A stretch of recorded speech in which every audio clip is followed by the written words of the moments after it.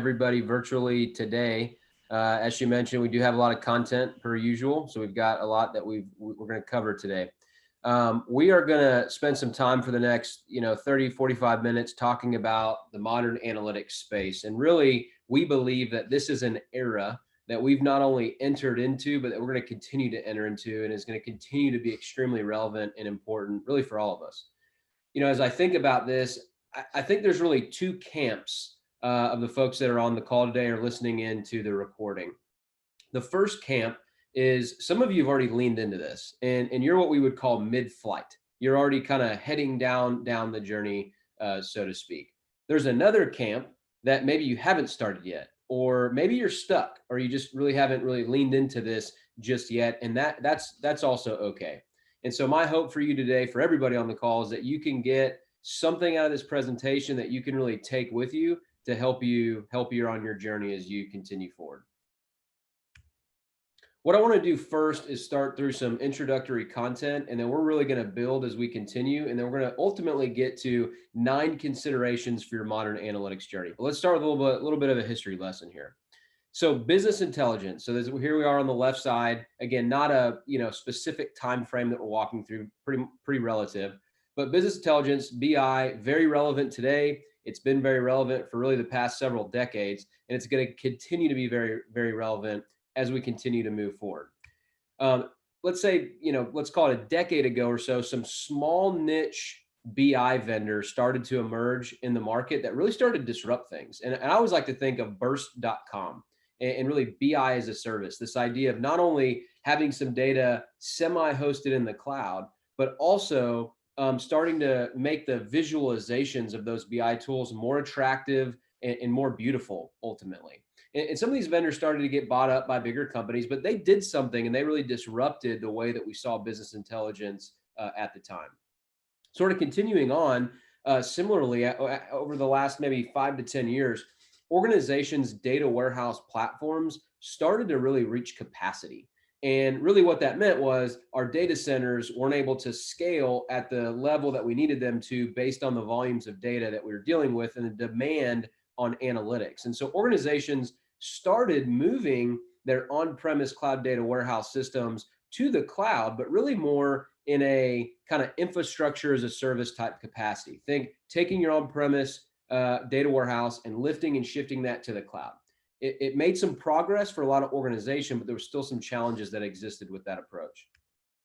So we're continuing on, and I probably shouldn't have used a specific timeline on these, but ultimately, as we mentioned, the kind of data warehouse in the cloud was very attractive, but platforms like Exadata and Teradata started to emerge. And these were more of those kind of all-in-one hardware, software appliance that really gives you that massive parallel processing, or MPP as we call it, to enable you to address some of those bigger analytical workloads. Made a lot of great progress, but again, had some challenges as you look at scaling both horizontally and vertically.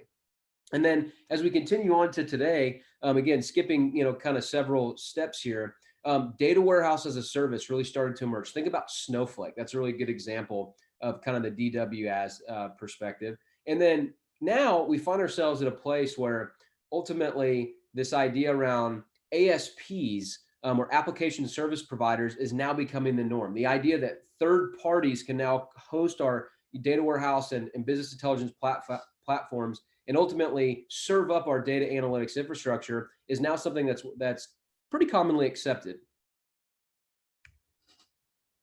So as we then kind of get into this, you kind of go, okay, we're talking about modern analytics. Well, what do we really mean by that? And I want to be very clear, and this is really that kind of Sense Corp point of view, that as we look at modern analytics versus legacy or traditional analytics, it really comes down to this one very specific thing.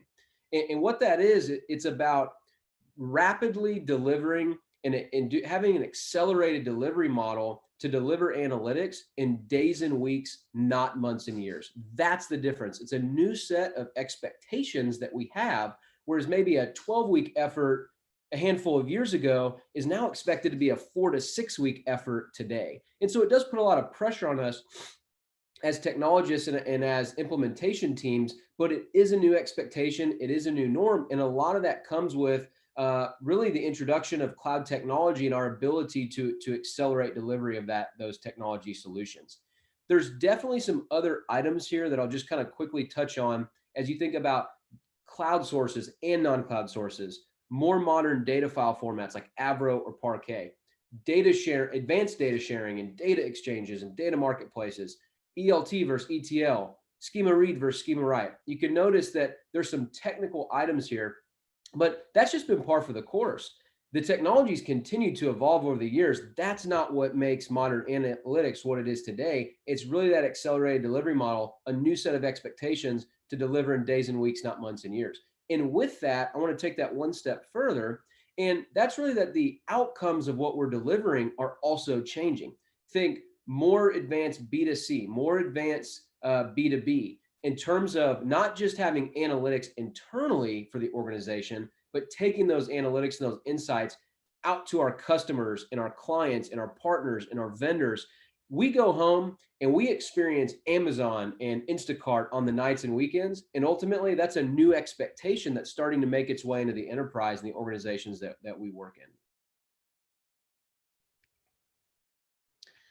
So as we think about cloud and we think about this investment that we're talking about, really what we're going to talk about in this entire presentation, you have to first understand the why. In a lot of organizations, they start leaning into this path. They kind of find themselves mid-flight and they're failing at times. And they kind of look up, and the first thing that we're asking is like, well, what's the why here? You know, what are those value drivers for investing in cloud and for investing in modern technology tool sets? And these are some of the reasons. We have a lot more detail in the ebook that talks about each of these, but increased speed to market, accelerating delivery, days and weeks, not months and years. You think about operating at a global scale or enhanced security and compliance and meeting new regulatory requirements. More automation within your platforms. Think DevOps, data ops. You got to really understand the why at this level of detail. And these also have to align to those organizational corporate level business goals and kind of business vision for where you're headed to make sure there's alignment in everything that you're doing. And we'll talk more about this a little bit later as well. The next logical step here is it is inevitable that you're going to be investing in cloud technology, and you're going to continue to invest in cloud technology as we continue on.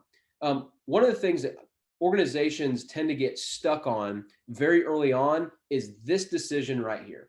It's what major technology and cloud platform am I going to invest in? And we're going to take this one step further in a minute, but do I invest in Google? Do they have the most differentiated AI capabilities out there? Microsoft, okay, why would I invest in Microsoft? You know, at this point, Microsoft's taken one of the biggest commercial market shares that's out there, especially as it relates to data analytics because of its ease of use. You look at Amazon, man, Amazon, they're the proven market leader, but is it really the right fit for my organization in terms of cost and complexity and configuration, all the things that we need to do?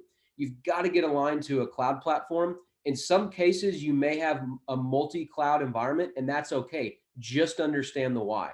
And with that, the last comment that I want to make, of course, this is just the big three cloud platforms, cloud providers. Of course, there's others as well, Oracle, IBM, there's some others that are out there. If you're stuck at this phase, find external expertise, find a consulting partner, because this is a first critical step that you've got to take in your journey.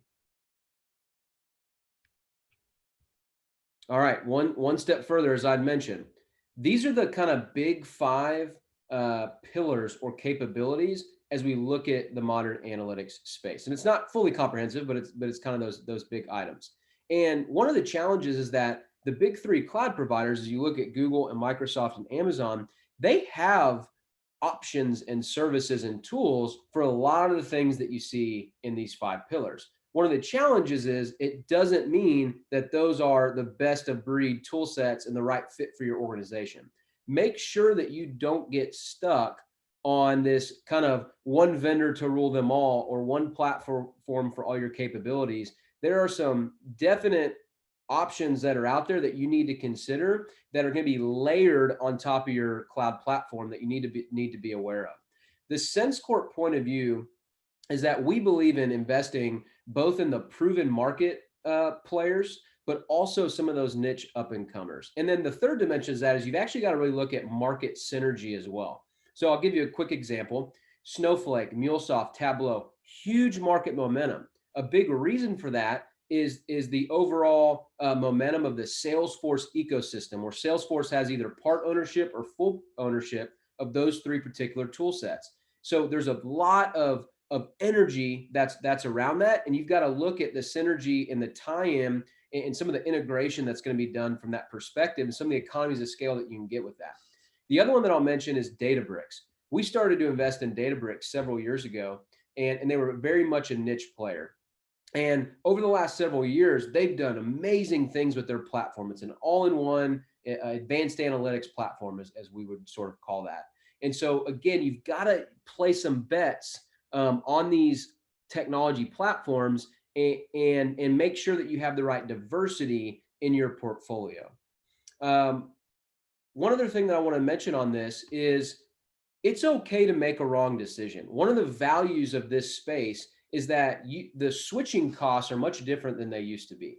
Whereas before, if I had to go from Oracle to Microsoft, that's a 6-12 month or more impact. And so now you can do some tests before you buy based on the pricing models and the way that these contracts are structured, where you can start leaning into this stuff and do some proof of concept, proof of value, maybe find out what's working, what's not, and pivot as needed. And that's just a new model and a new mindset that we've got to be in. And then lastly, on sort of the introductory side of things, key implementation scenarios. This is very important. And we're going to talk about use cases and having a use case inventory and the importance of having that. But I just want to talk at more of a macro level of, okay, I've understood really the value of modern analytics and the why for my organization. I've invested in a cloud platform. I've evaluated and invested in tooling that I need to use to layer on top. And now I've got to start identifying the right initiatives that I've got to use to really propel the organization forward. Let me just kind of talk you through these real quickly. The first one is POCs and POVs around big data and artificial intelligence and machine learning. It is so important as an organization to have what we call an AI monologue. And that's something like a 2-minute AI value prop of where you're going as an organization and why you're different than your competition and what everyone else is doing in this space. It is so important to have that vision for your organization. And it takes investing in some of these rapid experimentation type of efforts. There's some risk there, but these are things like predictive models. And these are things like computer vision applications. And these are things like natural language processing use cases. You've got to start investing in these. It can be a slow start. Find a consulting partner if you don't have that skill set internally. But this is something that organizations are investing in up front because it can also help monetize your roadmap as you continue to migrate to the cloud. The second one, migrating legacy analytics solutions. So whether this is taking a data warehouse 1.0 on premise and moving that to a cloud data warehouse 2.0 to either address performance issues, but ultimately also unlock a lot more value in terms of the data sources that I can connect to, how quickly I can integrate data into my cloud data warehouse, and ultimately the output that I get from that, whether that's data science workloads, whether that's advanced data visualization. We've got to start moving our data warehouses to the cloud because we're starting to reach capacity in the data center and even with some of the appliance technology. That's a big area that we're helping our clients and shepherding them to that kind of cloud data warehouse 2.0. And then lastly, licensing and contractual drivers. This is really big. We have a lot of clients that have very costly and outdated big data and Hadoop platforms. And I'm not going to mention the different players there, but ultimately several that I can think of that are front of mind, that hardware and software is becoming end of life here by end of 2021. And that's a big deal because they've got to start thinking through, okay, how am I going to get off of this legacy hardware software? What's that going to look like? What technology am I going to move this to? Is it a lift and shift, or do I have to kind of lift it and fix it and rejig it and then port it? I mean, what is all that going to look like? And so kind of that Hadoop to cloud data lake migration set of activities to address licensing or contractual drivers, or maybe you have enterprise applications that are kind of .NET or Java based and within the analytics landscape, which is kind of the lens that we're looking in. And we're starting to see those reach end of life. We're going to have to start moving those to the cloud. So that's really another one where we're seeing a lot of activity as well. All right. So with that, that's kind of our introduction. And we wanted to then kind of step into, again, a lot more detail in the ebooks. We've got some articles online. We've got some blog posts and demos and other things. But we're calling 9 considerations for your journey to the cloud, again, within the context of the modern analytics space. So we have worked with many different organizations really over the last couple of decades, but of course within the context of cloud over the last 5 to 10 years in helping them plan and design and deploy to the cloud and to achieve these, again, more of a modern analytics mindset and capability. And so as we've done this, we have found that through our own battle scars and battle wounds and all the things that we've kind of helped shepherd our clients through over the years, that there's sort of this checklist called the Preflight Checklist that you've got to work through in order to be successful. And you'd be surprised, or maybe not, that sometimes we find organizations that, again, as I mentioned, start this journey, they start moving forward, and we kind of walk through this exercise with them. Maybe they only have a few boxes checked. And that's kind of a little alarming. Okay, got it. And we start having some of this dialogue and having some of this discussion. And we're not saying that you have to be perfect at every single one of these. It's about having an awareness of it. Is it something have I addressed? Is it something that we're addressing currently? Have we not addressed it, but maybe we need to address it in the future? All of those are okay, but have an awareness, have the knowledge, and just make sure that you understand where are the water levels within the organization on these things, and where do we need to get the water levels to as we look at this, pre-flight checklist. All right, so again, we're gonna sort of step through this 1 through 9, just give you an idea of sort of where we are in the presentation. So the first one here is gonna be around cost outlay, and really within the context of cloud, but legacy versus modern analytics. In summary, before we get into some of these figures, legacy analytics tends to be more expensive upfront. So that's kind of that initial investment, initial cash outlay. And then over time, your costs are going to start decreasing. And so we're all very familiar with sort of that maybe 10 to 20% support and maintenance fees over the kind of the life of that technology investment. Modern analytics is a little bit different in the sense that it's more of a cost outlay over time. And so while that can be very attractive, it has to be managed in order to have a healthy cost of ownership. So as you look in that figure 1, that yearly cost outlay, you can see that legacy platform investment kind of a little higher up front. This is a yearly outlook. And then over time, it's kind of a little less over time with that maintenance fee. And then reiterating that modern analytics, that kind of cloud journey is a little more of that subscription based, pay by the drink. You're just kind of incrementally adding on as you go, as new capabilities are being migrated to the cloud. In a lot of cases, that's monthly spend. In some cases, you can do reserved pricing at like 1 or 3 years, but that's a little bit different, and get some discounts from that. But from a happy path, this is sort of what you're looking at. If you go to figure 2, this is what we're calling the total cost outlay. So same context of what we're talking about. That legacy platform initial investment, again, it started high, and due to those maintenance costs, it's just going to gradually increase over time in terms of the total cost outlay.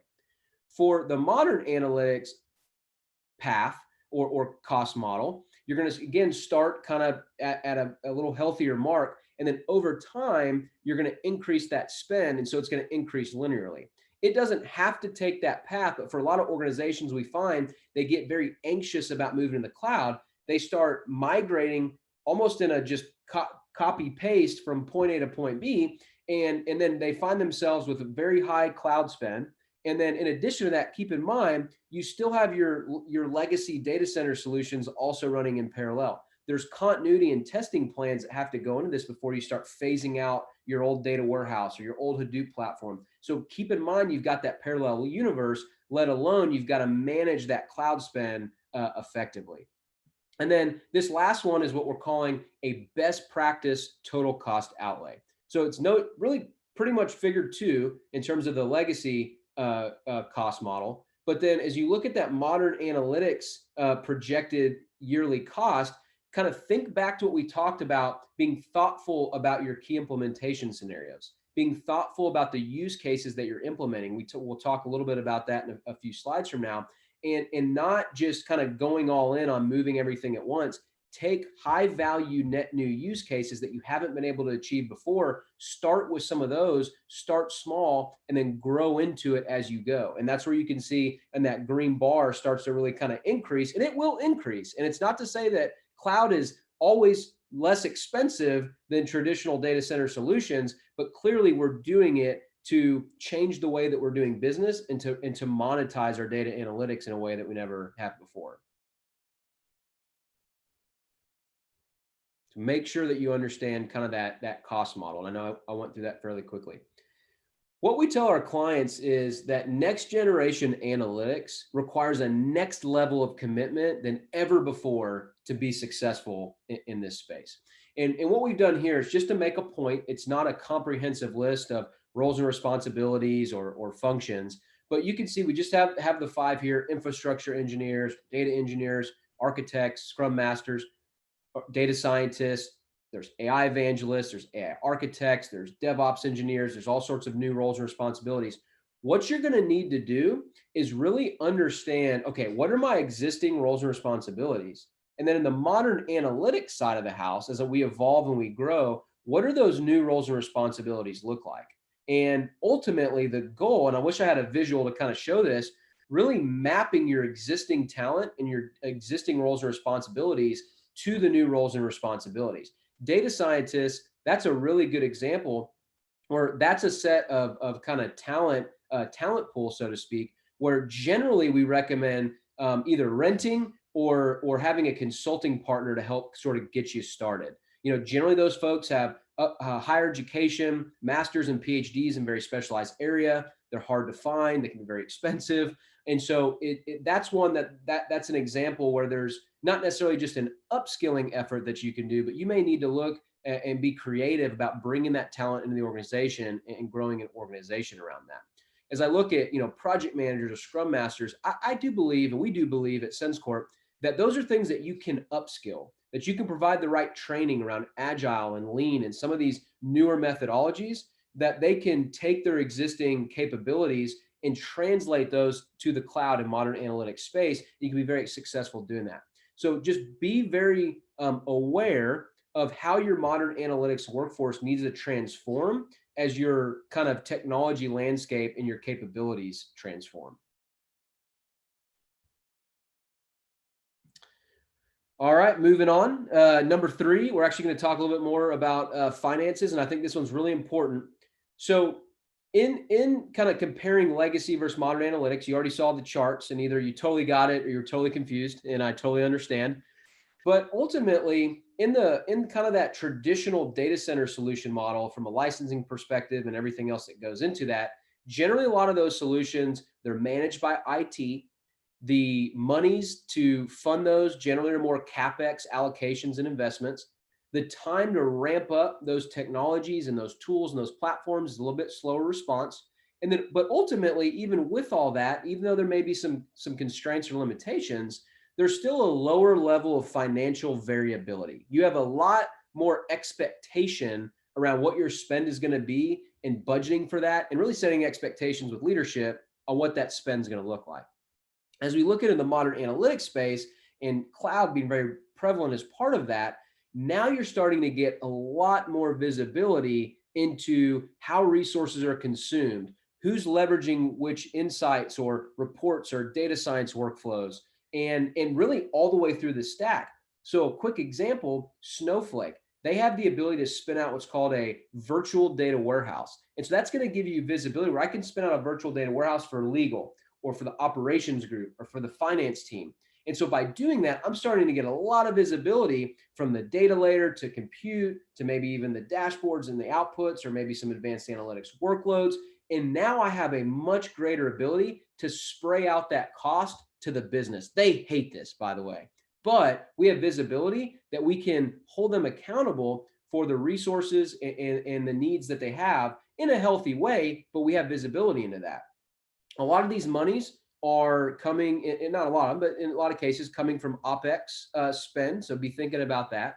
Our ability to quickly ramp up cloud resources and modern tech components, so to speak, is much faster. So, I mean, there can be a quicker ramp in spend. So as a result, there's a higher financial variability. It's harder to know exactly what your spend is going to be.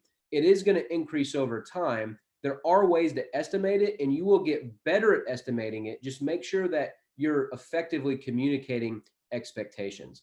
But really, my last and final comment around this is the goal, given the visibility, given the more accelerated delivery model, we need to take the analytics and the insights and the net new value, the net new things that we're generating out of these platforms and capabilities. And we need to change the way that we're doing business to monetize and differentiate. So again, that's that kind of push and pull in that accountability model. So just be aware of that. Hopefully you are tracking with me here. All right. Number 4 to 9. So I'll kind of say it the same way that I did on the last one. The way that we're educating our clients in this space is that hybrid is the new norm. Hybrid's the new norm. There's really no way around it. You have cloud and data center, you have multi-cloud and data center, multi-data center, multi-cloud. This picture is a very simplified version as it relates to maybe having a private cloud front end, or maybe a public cloud back end, or maybe you have a public cloud front end, private cloud back end, or maybe you're more invested in public cloud technology. And this may even just be for one stack of technology or one set of applications or data analytics solutions.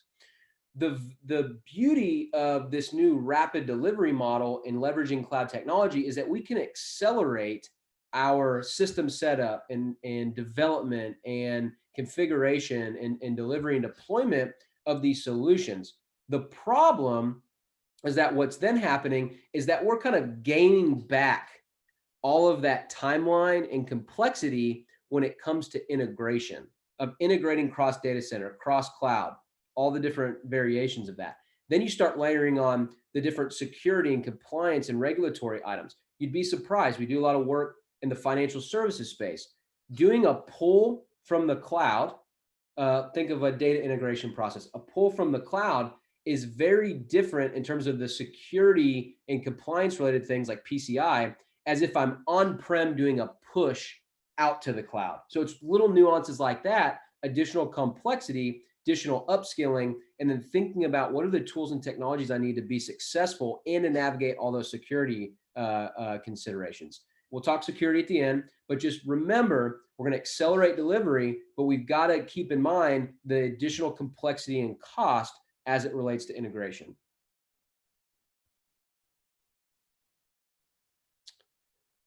Okay, moving on to number 5.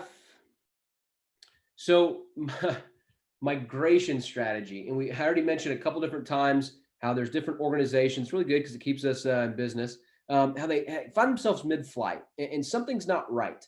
And there's a variety of reasons that can be the case, whether it's maybe not selecting the right technology or not maybe starting small and kind of growing into that. But in a lot of cases, we find that it ends up being around the migration plan and the migration strategy and being able to prioritize your application portfolio and having a good APM strategy around what all do I have out there and what do I need to be migrating, what needs to stay as is, what's my migration strategy if I do need to move this application or data analytics solution. And so, as we mentioned, the lift and shift isn't always the answer. And what that can sometimes result in is taking old design patterns and technical debt and moving it to the cloud. And then you end up with all this additional spend and you're not getting the value out of that new application with that new modern application stack. And it just can cause some challenges. There's other approaches. You've got to balance these approaches, but things like lift and shift and fix, or lift and shift and fix, or different variations or flavors of that. Another, kind of common migration strategy, again, there's a cost associated with it.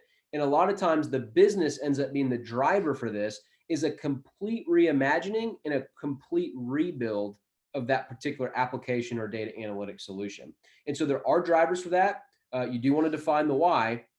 It should be business driven, but that is also a scenario. But you've really got to balance the kind of moving from A to B in a copy and paste, moving from A to B while enhancing and then also balancing where we're completely rebuilding all the time.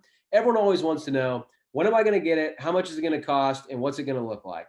And ultimately, if we do the approach all the way on the right, then we're going to tell them in 19 years, all of our applications are going to be moved to the cloud. And we know that that's not a realistic expectation.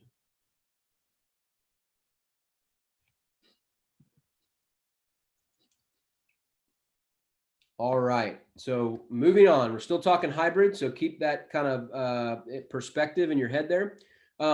My number 6 is around the just kind of proliferation of data. And as you enter into this new world around modern analytics and start to have these parallel universes as you go through this journey, a hybrid data management strategy is inevitable. Well, you don't have to have a strategy, but we're recommending to you that you need a hybrid data management strategy. There's 3 different models here, and I'm going to talk us through those. On the left, this is more of that kind of traditional, I've got a legacy analytics platform, a legacy data warehouse. I'm standing up a Snowflake or a Redshift or a Synapse or BigQuery, and then of course all the ancillary, tooling, Cloud ELT, data lakes, data visualization, data science workbench, all those things. And I'm starting to stand that up. Well, inevitably, you're going to have reporting and analytics needs that are going to start to say, well, I need data from old system and I need data from new system. And we find too often than not that either we have multiple reporting and analytics needs or application needs that are duplicating efforts to combine that information, or we're starting to have to ETL or use ESB strategies to maintain parity and synchronization of our data analytics platforms. And that can go from modern cloud data engineering to what we would call chaos engineering. And so you've got to be very wary of that and just make sure you have a strategy around it. And it's not always the wrong answer. Sometimes this is a very effective strategy. There are other strategies as well. So as you look in the middle there, we're calling this virtual system schema. And there's a lot of different names for this: modern data fabric, data virtualization. And the idea here is having a kind of virtualization layer, kind of think semantic layer, excuse me, that sits between your key data analytics repositories. And what it can do is provide an abstraction layer between your consumers to where all sorts of plumbing and reconnecting the dots and integrations can happen, and the user doesn't have visibility to that. There's a lot of additional change management and data governance activities that you start to have to layer on in a next level kind of way. And this can be an effective approach for kind of managing through that. Think about the Denotos of the world and the Composites of the world. Those are kind of big market players in that space. And then lastly, on the right, this is what we're just calling the accelerated data warehouse technology or platform. And the idea here is it's a similar kind of architectural design, so to speak, than the virtual system schema. But in this case, we still are physically moving the data into kind of a unified data analytics platform. And so Kairos or Encorta, these are kind of emerging niche market players that are out there. And they're using modern technology underneath the covers, things like PySpark, to be able to distribute the processing in your ETL and in the compute and consumption of data, and providing you an ecosystem of tools to be able to rapidly accelerate your data analytics activities and exercise. So again, just an option, but something that you definitely want to think about as we continue the conversation around hybrid data management.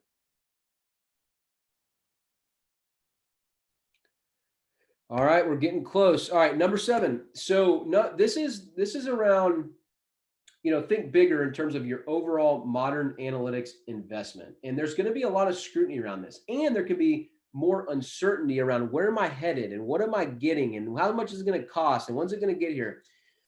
We believe that you should use what we call a 70-20-10 model. And it's kind of a framework, and it's something that we've sort of developed over the years that we help organizations really kind of work through prioritization and ultimately, and most importantly, how to monetize your modern analytics strategy and roadmap and execution, because it's not an insignificant investment. And so 70% of the use cases that you define as you not only getting started, but even longer term, have to be high value use cases, high value initiatives that are going to create change within the organization. It's going to cause us to do things differently and run our business in a different way than ever before, but you've got to balance some of the complexity. Surely you can start introducing predictive modeling here. Surely you can start even doing more advanced things like computer vision, but make sure these are pretty well-known use cases that are high value and they're feasible. And we're going to get movement, and people are going to get excited and energized. We're going to start doing things differently. 20% of those use cases, this is the funny one, I call these AI-like or AI light. And so these are more maybe common use cases, mundane. They can be rapidly delivered. Maybe it's a little bit more of the traditional BI stuff that we used to do, but we have some confidence that we can deliver it. It's still going to provide value, and then we can also use it to evangelize about our analytics program and our analytics organization. It's just a little bit of a making sure that you have confidence in your mix and your delivery ultimately. And then lastly, and actually very, very important, is you've got to be demonstrating to the organization that you're thinking way further out than everybody else. And so we tend to call this 10% art of the possible. And the idea here is that these are things, this is where your failed budget comes into play. We mentioned that to some of our clients and they look at us and they're a little dizzy when we say that. It's okay to have failed budget in your budget. Okay. And so, but with that, these are going to be things like AR, VR, and edge analytics and IoT use cases that are next generation things that maybe no one else is doing in your industry. And part of this is not only to keep your talent engaged, and there's a retention aspect to that, and that's very important, but this is also to make sure that the organization feels like, wow, we are really thinking far and beyond what everybody else is thinking in the market. And then, oh, by the way, now our competitors are starting to see that, wow, this organization really is thinking far and wide, and they have an AI vision and an AI monologue, and we need to be keeping an eye on them. And so just please keep that in mind. It's okay to fail and fail fast and all those things that we always talk about, but make sure that you're prioritizing a slice of that use case portfolio in this particular regard as it relates to art of the possible.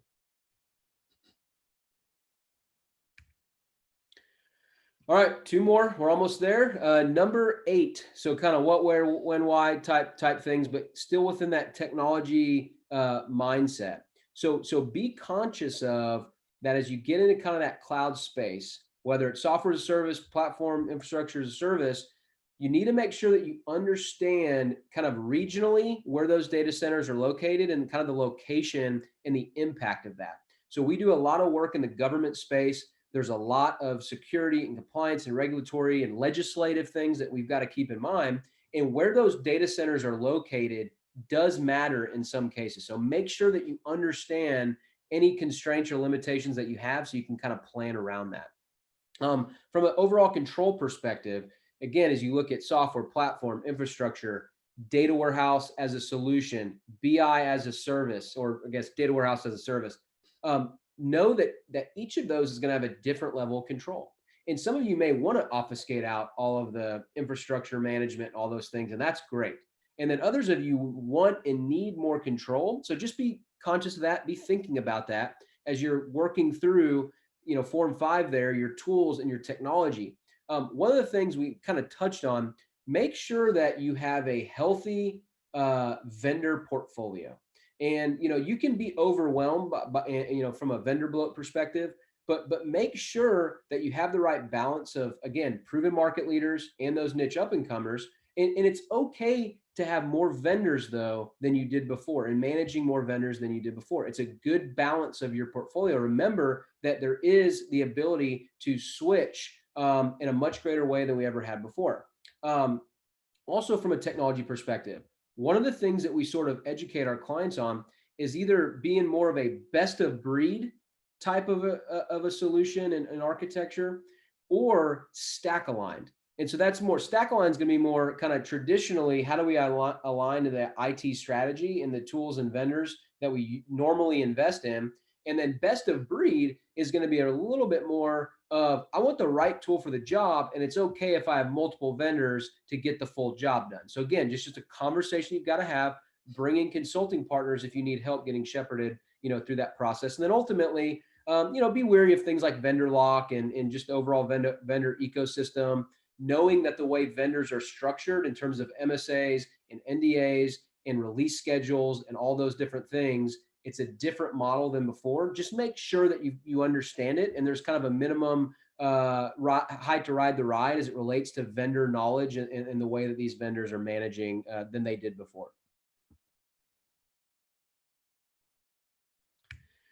All right, number 9, last but not least. There's a lot to be said about this, and I guess what I would say is, in summary here, is as you're looking at your technology landscape and cloud platforms and cloud tools and the different applications, try not to always go to the most secure measure, the most secure technique. The way that we like to shepherd our clients through this is really looking at risk profiles, understanding this particular application or this particular data analytics solution or this database or whatever that may be. What's the risk profile associated and what's my exposure? And then really backing into, do I need GovCloud? Do I need FedRAMP low, medium, high? What are my GDPR implications? All of those things, but apply that based on that risk profile and your exposure. The second thing is that we really encourage you to follow some kind of security framework. So that could be NIST or CIS. Have kind of a framework that you want to kind of track against, because that's going to drive a lot of the security technology requirements and considerations. So with that, I see Kelly just got back up on the screen. I think that's my nod to go ahead and wrap up. So with that, I hope you all feel like experts, and I'm totally tongue-in-cheek on that. A lot of information in the ebook. I know, Kelly, you're going to give us all the information that we need on that, but do make sure that there's a level of knowledge and understanding and awareness of all these 9 considerations for your pre-flight checklist. Thank you very much for having me. Thank you, Josh. I'm going to go ahead and stop the recording, but don't go anywhere yet.